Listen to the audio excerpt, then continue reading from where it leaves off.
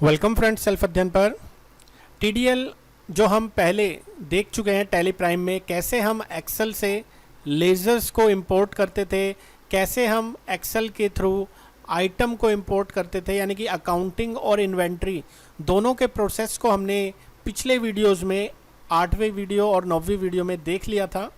आज हम देखेंगे कि कैसे हम वाउचर को एक्सेल के थ्रू इंपोर्ट करते हैं, लेकिन उसके लिए थोड़ा सा हमें चेंजेस करना होगा। हम यहाँ पर कोई टीडीएल नहीं, हम यहाँ पर एक्सएमएल के थ्रू कुछ चेंजेस करेंगे और उसी डेटा के बेस पर एक्सेल में जो भी एंट्री करेंगे वहीं से अपने डेटा को एक्सएमएल में कन्वर्ट करके यहाँ इंपोर्ट करेंगे। तो बेसिकली आपके लिए कोई यहाँ पर वैसे टीडीएल नहीं है कि आप सिंपल सीधा एंट्री डालो और आपका सारा काम एक साथ एक बारी में हो जाए। आपको थोड़ा सा यहाँ पर मेहनत करना पड़ेगा, हमें एक वाउचर को थोड़ा डालना पड़ेगा और उसमें एडिटिंग करने के बाद हम उससे रिलेटेड मल्टीपल आइटम्स की एंट्री या मल्टीपल जो भी ट्रांजैक्शंस है उसकी एंट्री इजीली कर सकते हैं, चाहे वो पेमेंट की हो, चाहे वो रिसिप्ट हो, चाहे वो कॉन्ट्रा, जनरल या किसी भी तरीके के purchase order, purchase book, cell book या रिटर्न्स की एंट्री हो। आपको मैं एक मेथड बता देता हूँ, उसी मेथड के यूज़ से आप कितने भी टाइप के आपके ट्रांजैक्शंस हैं आप उनको कर सकते हैं। तो एग्जांपल के लिए मैं आपको पेमेंट्स रिलेटेड वाउचर्स को कैसे हम मल्टीपल टाइम में यहाँ पर एक्सेल के थ्रू यूज़ करेंगे वो आपको करके बताऊँगा। एग्जांपल के लिए हम यहाँ पर कुछ लेज़र्स बना देते हैं। लाइक मैंने यहाँ पर एक लेज़र बना दिया प्रिंटिंग का, जिसे इनडायरेक्ट एक्सपेंसेस में रख दिया है, रेंट इनडायरेक्ट एक्सपेंसेस में रख दिया है, और कैरेज। एग्जाम्पल के लिए मैंने ये 3 लेज़र डाल दिए। या जो भी आप लेज़र्स का एंट्री डालना चाहते हो आप सीधा सीधा टीडीएल को यूज़ कर सकते हैं। लेज़र्स के अंदर आप एंट्री कीजिए सीधा सीधा उस टीडीएल को यूज़ करके, आपको बनाने की भी ज़रूरत नहीं है, आप सीधा उसको इंपोर्ट कर सकते हो। एग्जाम्पल के लिए मैंने यहाँ पे 3 बना दिए हैं और एक मैं एंट्री यहाँ पर करके दिखा देता हूँ आपको। 1 अप्रैल में सपोज़ प्रिंटिंग का मैंने 1200 रुपये का एक एक्सपेंसेस किया है यहाँ पर 1 अप्रैल को, तो ये ट्रांजैक्शन मैंने यहाँ पर डाली है। ऐसे ही मुझे पूरे 12 महीने की ट्रांजैक्शंस डालनी है, कैरेज की, प्रिंटिंग की, रेंट की या किसी भी खर्चे की। इसी तरीके से चाहे रिसिप्ट की एंट्री हो या किसी भी तरीके के ट्रांजैक्शंस की एंट्री हो, हमें यहाँ पर उसे एक्सेल के थ्रू एक लिस्ट बनाकर सीधा सीधा यहाँ पर डे बुक में देखना है। अभी अगर डे बुक में देखें तो हमें एक ही ट्रांजैक्शन दिखाई देगी, क्योंकि हमने एग्जाम्पल के लिए एक ही ट्रांजैक्शन डाली है। अब इसी को मैं यहाँ पर एक्सपोर्ट करूँगा। आपको ध्यान रखना है, एक्सपोर्ट करेंगे एक्सएमएल में और उसके अंदर थोड़ा चेंजेस करेंगे, देन हम इजीली यहाँ पर कितनी भी एंट्रीज को एक साथ टैली में इंपोर्ट कर सकते हैं। तो पूरा प्रोसेस आपको देखना होगा, अगर आप स्किप करेंगे तो आपको चीज़ें समझ नहीं आएगी।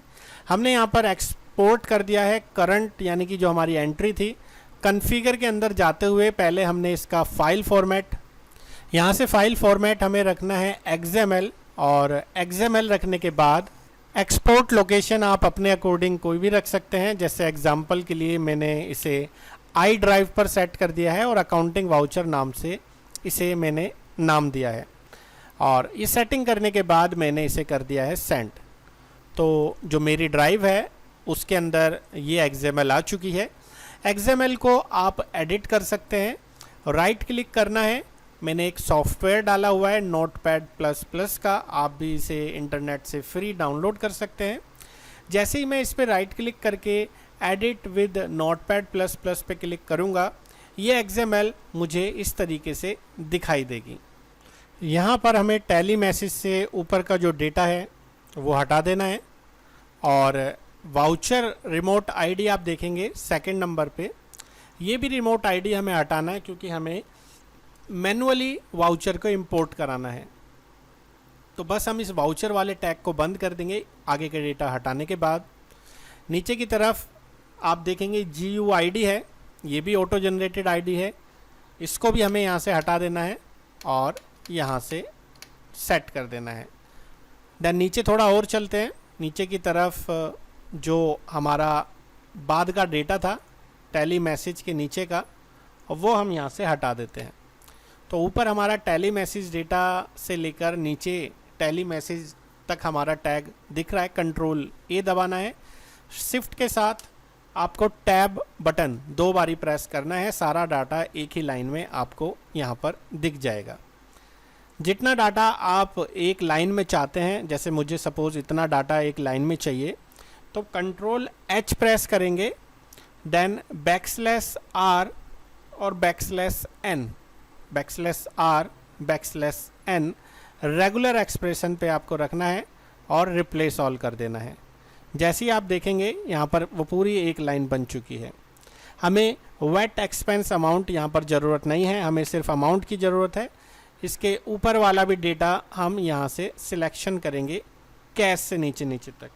कंट्रोल H दबाना है, \r \n, इसे भी रिप्लेस ऑल करके एक ही लाइन में ले लेना है। अभी धीरे धीरे हम यहाँ से ऊपर तक का भी डाटा ले लेते हैं। ये यहाँ से भी हमें हटाना है। नीचे हमारा कैश से ऊपर का डाटा अमाउंट तक, control H \r \n replace all. हमें सिर्फ वही एंट्री यहाँ पर रखनी है जो डेबिट क्रेडिट में हमें रखना होता है, जैसे प्रिंटिंग डेबिट, कैश क्रेडिट। तो यहाँ पर हमने इतना हिस्सा सिलेक्शन किया, कंट्रोल H दबाया, \r \n। हमें प्रिंटिंग दिख रहा है, हम इसको लास्ट में डिलीट प्रेस करेंगे तो नीचे वाली लाइन ऊपर चली जाएगी। डिलीट प्रेस करेंगे लास्ट में कर्सर रख के, और आप देखेंगे सिर्फ हमें वही अमाउंट दिखाई दे रहा है जो हमें चाहिए। एंटर प्रेस करेंगे, ये हमें मिल चुका है हमारा प्रिंटिंग का लेजर, ये हमें मिल चुका है हमारा अमाउंट, और ये हमारा डेबिट का और क्रेडिट का दोनों अमाउंट हमने यहाँ पे रख दिए हैं। अब बाकी के जो लाइन है फिर से कंट्रोल H सेलेक्ट करके \r \n, आप इसे कॉपी कर लीजिए जिससे बार बार आपको ना डालना पड़े। सिलेक्शन करो, कंट्रोल H दबाओ और रिप्लेस ऑल कर दो, क्योंकि हमने जब एक्सेल में फॉर्मूला बनाएंगे तो ये एक ही रो में होने चाहिए। तो फिलहाल हमें क्या मिल चुका है, हमारा डेबिट अमाउंट, हमारा क्रेडिट अमाउंट। ऊपर चलते हैं, ऊपर की तरफ सिलेक्शन कर लेते हैं डेट से नीचे नीचे तक का, कंट्रोल H। आप देखेंगे हमने सिर्फ डेट छोड़ी है, डेबिट लेज़र छोड़ा है, क्रेडिट लेज़र छोड़ा है, बाकी का सारा हमने कंट्रोल H प्रेस करते हुए यहाँ पर रिप्लेस कर दिया है एक ही रो के अंदर। डिलीट प्रेस करके भी आप आखिरी में कर्सर रख के वो लाइन डाल सकते हैं। तो आप देखेंगे हमें सिर्फ डेट मिली है, डेबिट लेज़र, डेबिट का अमाउंट, क्रेडिट लेज़र, क्रेडिट का अमाउंट। इस तरीके से हमने इस डेटा को रख लिया है। कंट्रोल S से हमने इसे सेव करा दिया है। तो ये हमारी एक एंट्री का XML है जो हमने डाली थी हमारे टैली में। हम अब चलते हैं एक्सेल की तरफ, और एक्सेल में हमें अब मल्टीपल यहाँ पर एंट्रीज को पोस्ट करना है। तो सबसे पहले तो हमें लेना है डेट, उसके बाद हमारा डेबिट का लेजर, उसके बाद हमारा डेबिट का अमाउंट, उसके बाद हमें क्रेडिट का लेजर लेना है, और हमें रखना है क्रेडिट का अमाउंट। ये सारी चीज़ें हमें हमारे एक्सेल में मेंटेन करनी है, एंड जो हमारा फाइनल बनेगा XML वो भी हमें रखना है। तो फिलहाल तो हम अभी डेट रख लेते हैं। जैसे डेट आप देखें इधर 2021-04-01। सपोज़ मैं 3 एंट्री डालूँगा यहाँ पर अप्रैल मंथ में, एक मैं डाल दूँगा 1 तारीख को, और एक मैं डाल दूँगा यहाँ पे 2 तारीख को। इसी तरीके से आप अगर कॉपी करते हैं इसको, और 04 की जगह मैं कर देता हूँ 05, यानी कि मई के महीने में या जून के महीने में, तो ये डेट हम यहाँ से चेंज कर सकते हैं। एक्सेल पे थोड़ा हमें वर्क आना चाहिए। डेबिट लेज़र में जैसे हमने ऑलरेडी लेज़र बनाए थे टैली में, अगर हम देखें यहाँ पर तो हमारे प्रिंटिंग के लेज़र थे, और किस किस चीज़ के लेज़र थे, प्रिंटिंग, रेंट, कैरेज। तो यहाँ पर हम एग्जाम्पल प्रिंटिंग डाल देते हैं, रेंट, कैरेज, कॉपी पेस्ट कर देते हैं। और डेबिट अमाउंट हमारा क्रेडिट साइड में, क्रेडिट सिंबल के साथ आप देखेंगे शो हो रहा है, और यहाँ पर क्रेडिट साइड वाला अमाउंट सिंपल। तो एग्जांपल के लिए जैसा हमारी XML में है हम उसी फॉर्मेट में रखते हैं। सपोज़ मैंने ये डाल दिया 12,000, ये डाल दिया मैंने 15,000, ये डाल दिया मैंने 18,000। इसी तरीके से 21,000, 25,000, 22,000। ये मैं एग्जांपल दे रहा हूँ आपको, आपका जो भी एक्चुअल अमाउंट है उसके अकॉर्डिंग जो भी आपका डाटा है वही आपको रखना है। क्रेडिट में मैंने रख दिया है कैश। अगर आपके पास बैंक का भी लेज़र बना है तो आप उसके थ्रू भी एंट्री कर सकते हैं। आपको लेज़र बनाना होगा। एग्जांपल के लिए मैं चलो यहाँ पर एक लेज़र बना देता हूँ बैंक का, बैंक अकाउंट में रख देते हैं, और कुछ एंट्री यहाँ पर हम बैंक से पोस्ट कर देते हैं।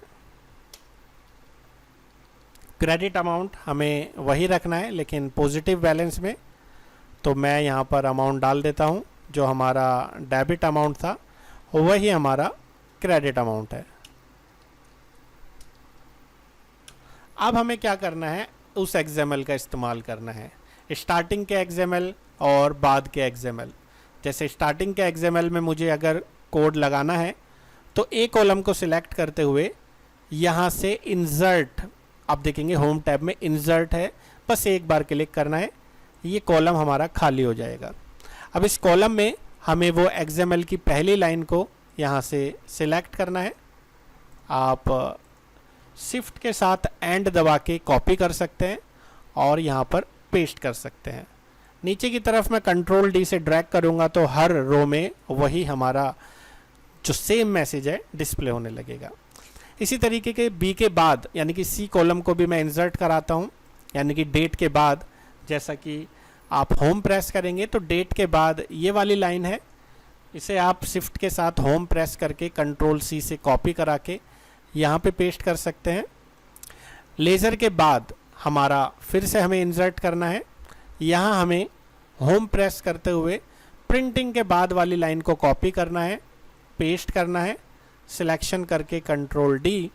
इसी तरीके से F कॉलम के बाद से मैंने फिर से इंसर्ट किया और अमाउंट के बाद वाला जो लाइन है वो आपको कॉपी करना है और सेम एज आपको यहाँ पे प्रोसेस करना है। I कॉलम को भी मैं यहाँ से खाली ले लेता हूँ। देन उसके बाद हमारा कैश के बाद वाला जो सेम मैसेज है और वो हमें यहाँ पे कंट्रोल D से प्रेस करना है और फिर से मैंने इंसर्ट किया एंड देन क्रेडिट अमाउंट के बाद वाला जो लाइन है वो मैंने यहाँ पर डाल दिया है। तो लास्ट में हमें कॉनकैटिनेट कर देना है सभी कॉलम्स को।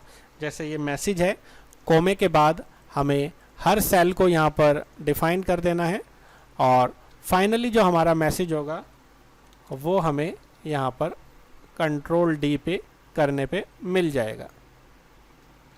तो ये हमारा जो मैसेज है इसमें हमारा सारा डेटा जो भी हम इंपोर्ट करना चाहते हैं एक्सेल के थ्रू वो कर सकते हैं।